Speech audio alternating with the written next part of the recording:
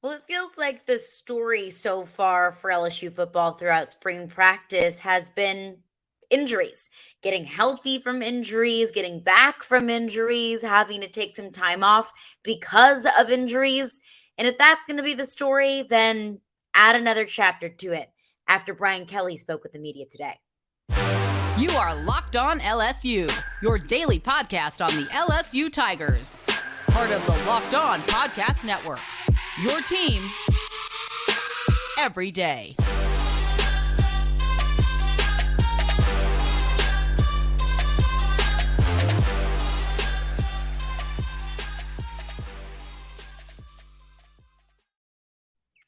Well, thank you for making Locked On LSU your first listen every day. We are free and available wherever you get your podcast. Plus, you can check us out on YouTube as well. Like, comment, subscribe, all that good stuff. Always appreciate you for making Locked On LSU your first listen every day, wherever that might be, whether it's your preferred podcast platform or on YouTube. Just happy you're here. My name is Caroline Fenton. I'm your host, as I am every day. You can find me on Twitter at Caroline Fenton1, or you can follow along the podcast on Twitter at Locked On LSU. I'll be checking both Twitters for questions for tomorrow's Mailbag Wednesday. So send in your questions on YouTube. You can comment down below. You can send in those questions via DM, or you can mention me on Twitter at Caroline Fenton1 or at Locked On LSU. However you want to get those questions in, I will be addressing those tomorrow. So some updates from Brian Kelly. He was at the podium on Tuesday afternoon, spoke with the media after spring practice today, gave us a few updates. So before we get into those updates, I have to let you know that today's episode is brought to you by FanDuel Sportsbook, the official sportsbook of Locked On. Make every moment more. Visit FanDuel.com/LockedOn today to get started. So the story so far of spring practice has been injuries, whether that's Maason Smith or Mekhi Wingo working back from an injury that left them, Maason Smith sidelined for the entirety of last season, Mekhi Wingo, who got a little banged up at the end of the season this past year, whatever that might have been. It's getting healthy with an injury. Or it's guys that have gone down with tweaks and bumps and bruises here and there throughout spring practice. We mentioned Greg Brooks last week. That Greg Brooks was out on the practice field last weekend with a walking boot on, and he came out a couple days later, and the walking boot was off. He was moving around a little bit more, but as Brian Kelly told us today, Greg Brooks is working through a little bit of an injury as well. Also, Major Burns was out of practice today. So 2 starting safeties for LSU football sidelined with an injury today. Now, Brian Kelly gave us an update about what exactly is going on with both of those and how long they're expected to be out, what we can expect in their absence. This was Brian Kelly on both Greg Brooks and Major Burns, your 2 starting safeties who were sidelined with injury today at spring practice. Greg is about 80% on the Alter G, 80% of his body weight. He had a sprained ankle that was, giving him, some aggravation. So we just kind of shut him down and try to get him back to 100%. Major has more of an injury. He had that ankle injury, and he's kind of re-injured that. So we're going to shut him down for the spring. We'll have those guys back for, all of their full training. But, that's just why you're seeing young guys out there playing safety. So we wanted to get healthy at those positions more so. I think we won't practice Major again, but we'll probably get Greg back out there this weekend. Okay, so Greg Brooks is just working through a little bit of a tweak, sprained his ankle, aggravated it. Again, like I said, he was in a walking boot last week, came back, had the walking boot off a few days later, and now he's suffering a little bit of a setback, kind of working on that gravity treadmill. So Greg Brooks should be back this weekend. I don't think that this is going to be something that's sidelines Greg Brooks for the season. It's still early. It's still April. He still has time to recover. Of course, they want him out there if and when he can be out there. But it sounds to me, if they're expecting Greg Brooks to be back in a couple of days, and it's just something that he's working through, just something that's aggravating him a little bit. Don't push it too far, but also, it's not going to be something that Greg Brooks, at least at this point, my interpretation of Brian Kelly's evaluation of the situation, it does seem as if that it's not going to be detrimental to Greg Brooks or to this defensive back room. The other one is Major Burns.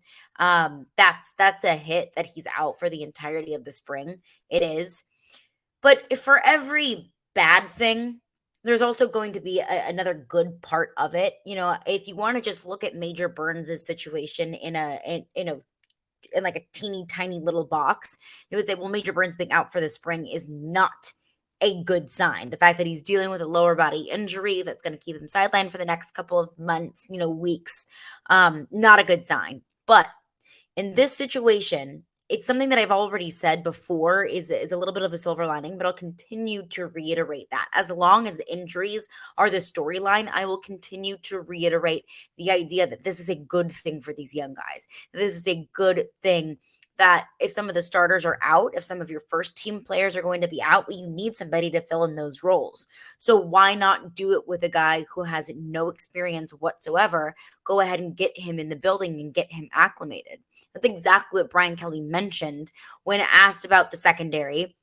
You still need guys to play safety in practice. You can't just go out there and scrimmage without safety. So that leaves opportunities for guys who maybe wouldn't necessarily have gotten that chance, at least this early. So Brian Kelly was asked about who is filling in those safety roles, at least for now, that Greg Brooks and Major Burns are out of practice. This was Brian Kelly on some of the young safeties that have filled in this role. The safety position, as was just mentioned, because we're being careful with, Burns and Brooks, Toviano is getting a chance to play some nickel, and Yaites is playing a ton of safeties. And, it's typical, right? I don't know that he would have gotten all this work. It's great that we're giving him this kind of work. Like he was out there in 2 minutes today. He's got to make a lot of checks. We don't have a ton of offensive linemen, so we're keeping things simple up front. So a lot of the adjustments have to be made on the back end. So as a head coach, this is kind of a really cool spring in the sense that some of the young guys have to really, make a lot of checks, and it's been a good proving ground for them. Okay, again, that was Brian Kelly on some of the young safeties, filling in Greg Brooks and Major Burns' absence. So Javien Toviano, he mentioned he's playing nickel. That's something that Matt House updated us with last week, that Javien Toviano has been able to work with some of the corners, has worked with the safeties, and really primarily so far throughout the spring has worked in that nickel role. And I think that's been wonderful development and wonderful exposure for Javien Toviano. And Matt House spoke on it last week. He said he's just a good player. He's a smart player. He's quick. And also Brian Kelly mentioned Yaites. He says Ryan Yaites, a safety, a 4-star recruit in the 2023 class out of Texas. He was the top 25 safety in the United States coming out of this 2023 class. So great for Ryan Yaites. Honestly, admittedly, not a guy that I have heard a whole ton about, at least from Brian Kelly or from Matt House in spring practice. Not been a guy that I've heard been emerging over the last few weeks throughout spring practice. Not that he hasn't been contributing, but just hasn't really stood out, at least enough to have been discussed in Matt House or Brian Kelly's talks at the podium. But interesting to see and encouraging to see Ryan Yaites getting some of that work at the safety position, because that is his true position. Javien Toviano also as well. He played safety, a good bit of safety in high school. So it'll be interesting to see how those two come along, how they are able to kind of evolve over this spring period of time, how they take advantage of this opportunity of those two, Greg Brooks and Major Burns, being out at least for the foreseeable future, and how they are able, if at all, to fit into the secondary once training camp comes around. And I'll say, and I've said it before, I think this is a good thing for the freshmen. And you might be screaming at your radio on your car or your computer, however you'd like to watch. You might be screaming and saying, yes, but those guys aren't playing right now. The starters need work. The starters need reps. I hear you. I understand. But coming up next, I want to break down exactly why I think it is so key for some of these young guys, not just Javien Toviano, not just Ryan Yaites, but this young core to get some work in spring practice and to get some of these first team reps. And I want to get into that coming up next. But before we do that, I want to tell you about FanDuel. So there are grand slams, there are no hitters, there are double plays, and finally, they are back. Baseball is back, baby, and there is no better place to get in on the MLB action than FanDuel, America's #1 sportsbook. That's right, because new customers right now can step up to the plate with a no sweat first bet up to $1,000. Just go to fanduel.com/locked on to sign up, place your first bet, and get up to $1,000 back in bonus bets if you do not win. And there are all kinds of bets that you can make for now or throughout the MLB season. You can make a future for who you might think will win the World Series.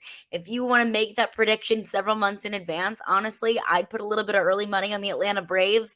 They are smoking darn near every team they play. Or a safer bet could be Aaron Judge, anytime home run hitter. Honestly, pretty safe bet there. But don't miss your chance to get a no sweat first bet up to $1,000 when you join FanDuel today. Just go to fanduel.com/locked on to sign up. FanDuel, the official partner of Major League Baseball. Well, thanks again for making Locked on LSU your first listen every day. We are free and available wherever you get your podcasts. So, as Brian Kelly mentioned, Greg Brooks, Major Burns, the two starting safeties are out. We're out today. Major Burns will be out for the spring. Greg Brooks should be back over the next couple of days, just working with a little bit of tweak with his ankle. But Javien Toviano and Ryan Yaites have gotten some good looks and gotten some first team reps and gotten a good bit of experience throughout spring practice so far. And they aren't the only ones. Trey Holly, true freshman running back, has been able to get a whole lot of work in as Armoni Goodwin comes back from an injury. A lot of the guys on the defensive line have been able to come in, fill some of those holes as several players on the defensive line, like I mentioned earlier, Makai Wingo and Maason Smith, as those guys are kind of nursing themselves back from an injury. So it's not just the secondary, it's not just the safeties, it's several freshmen across key positions that have gotten to really dive in headfirst into what the expectations are as an LSU football player. And I came up with really four, but I'll focus in on three reasons why I think it is so important that these true freshmen are getting work. Because I know that there are some people out there saying, I don't care about the freshmen getting experience right now. We need to get these starters, the guys who are going to be playing against Florida State week 1. We need them back and in shape and ready to rock and ready to roll. I hear you. I know that week 1 against Florida State is priority 1A right now. That being competitive and winning games, that starts week 1, and that should be your main focus right now. I hear you. I know. But the importance of freshmen getting work. 1, you can evaluate them. Yes, you recruited them. Yes, you watched their tape. Yes, you went to their hometowns and probably sat in their living room and talked to their parents, and you talked to their high school coaches, and you talked to their high school principal, and you did your entire vetting process. And you probably feel like you know everything about these kids. But until you get them in the building and they have pads on and they're running routes, doing drills, actually out there doing it, you don't really truly know what you have. So that's the privilege that Mike Denbrock, Matt House, Brian Kelly, all of these coaches have, is getting to get some of these young guys in early, evaluating them, saying that's a guy that can help us right away. That's a guy who came in as a corner, but he's really fit more as a safety. Those kinds of things. You can start to evaluate the talent on your roster. You can start to look at what you have coming down the pipe, whether it's this year or the next couple of years. You can truly evaluate this class. And I think the second thing, this kind of leads into my second thing, is you're developing these players. And you can start that development right now. Technically, these players are still in high school. They don't really truly graduate from high school or, quote unquote, graduate from high school until next month. So you're already getting a leg up on their development with having these early enrollees, but you're developing them, one, to either be ready to start for you week one. That's not something that Brian Kelly has shied away from, is starting true freshmen.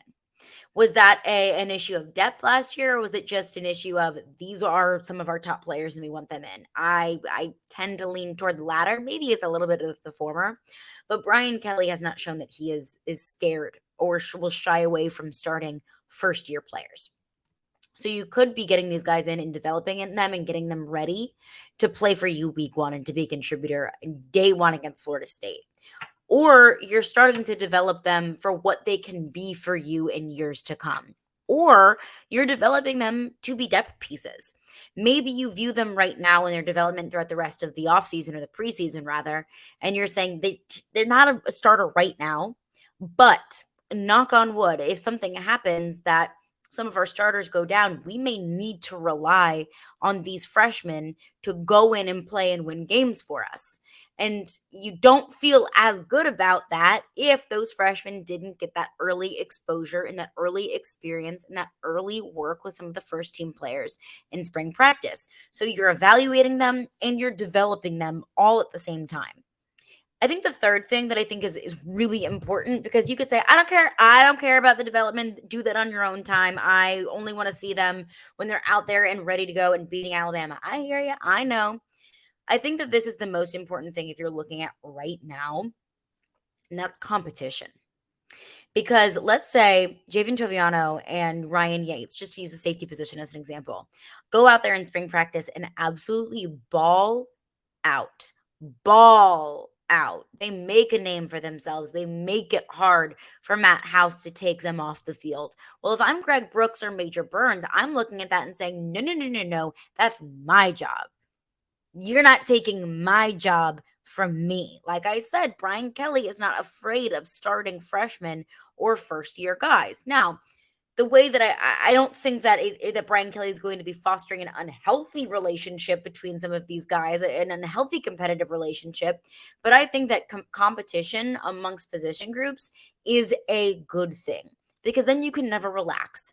Then you can never get complacent.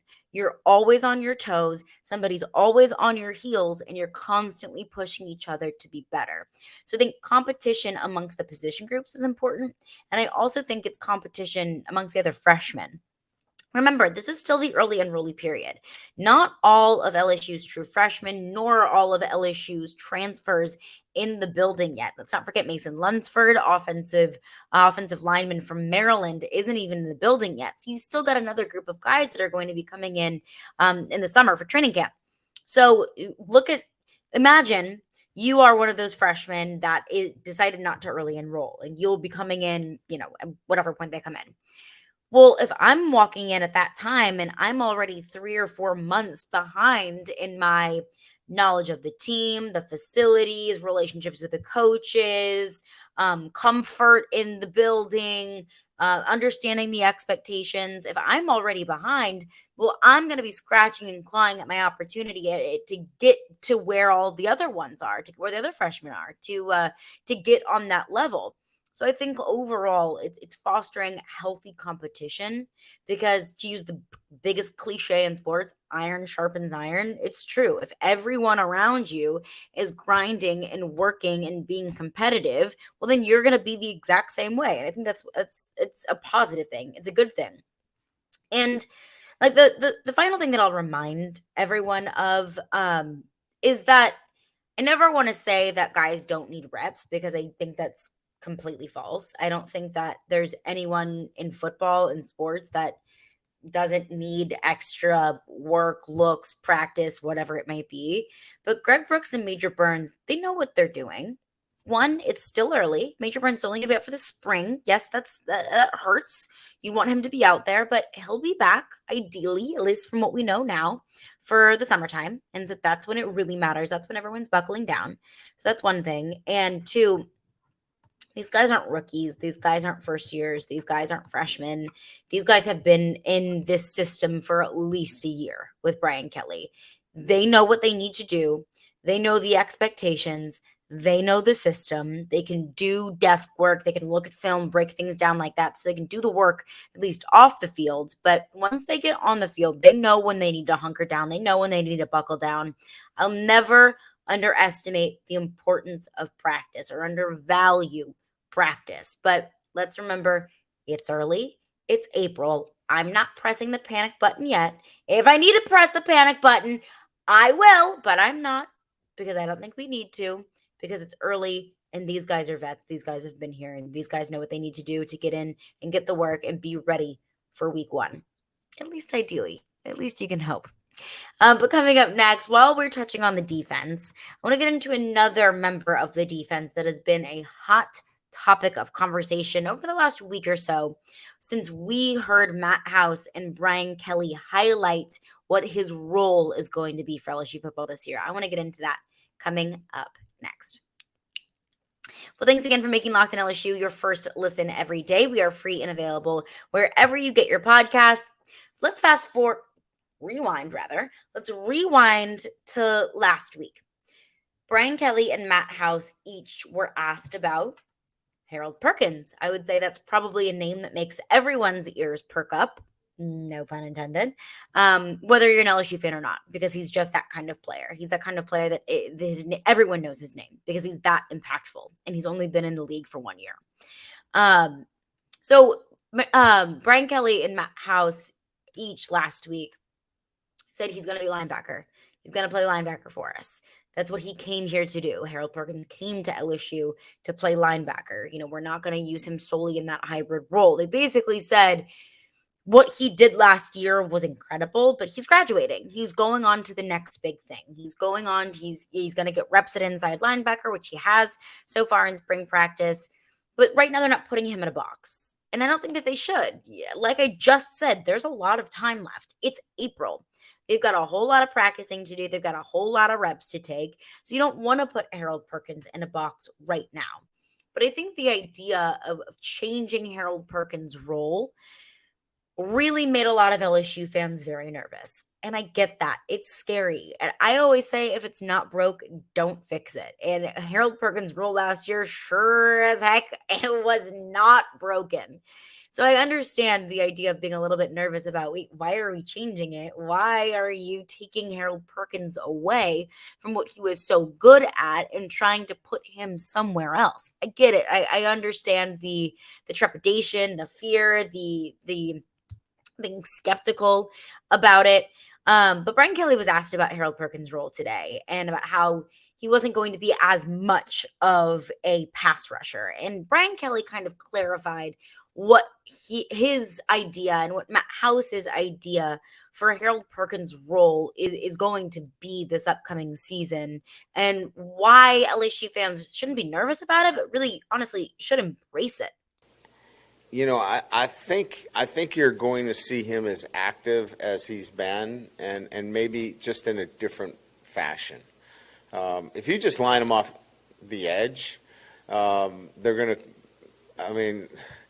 everybody's going to game plan for him. I think we put him in a better position at the linebacker position, and then we can move him around on third down. So I think he's going to be as active as any time that we've had Harold. He just has other responsibilities now that he hadn't had before. Omar is just a great compliment, and Greg Penn. Greg's had a really good spring as well. So the three of those guys have really done a nice job. Weeks has done a really good job. So, we've really gone from, a position where we were concerned to a position where we feel really strong. And that Harold now really getting down the nuances of that linebacker position actually gives us a lot more in the playbook that we can do with him from that position than just lining him up off the edge. So I think what should make, if you are worried about Harold Perkins' role or maybe confused about why Matt House and Brian Kelly are deciding to kind of evolve his role a little bit, I don't want to say change, but evolve rather. I think what Brian Kelly said of he's going to be as active as he's ever been should put you at ease, because moving him around or experimenting with Harold Perkins or getting him to graduate to the next step of what his role can be, his contributions can be for this defense, it doesn't mean that he's not going to be showing up in the stat sheet. It doesn't mean that they're taking him away completely. He's still going to be out there and impacting the defense. It's just going to be in a little bit of a modified or evolved role. And when you have a player like Harold Perkins, who is so freaking talented, maybe he's so talented that he didn't even know what to do with himself this past year, then I think that LSU and Brian Kelly and Matt House approached it in the best way possible. Let's just keep his role as simple as it can be, and let's capitalize on what he does best, and let's get to the quarterback. And we saw that on full display this past year. But he makes a very fair point that if his role is going to be, or I guess what you ask of him to do, isn't incredibly complex, well, then that's something that offensive coordinators are going to keep in mind. And it's probably going to be the priority 1A of a lot of offensive linemen is let's just, plan for Harold Perkins. And you don't want to do that. And Matt House doesn't want to do, he's too creative of a defensive coordinator to not camouflage his best defensive player. So I'm not going to go into this and say, well, I'm just going to trust what they do. I'm going to trust what they say about Harold Perkins, that that's going to be the right thing.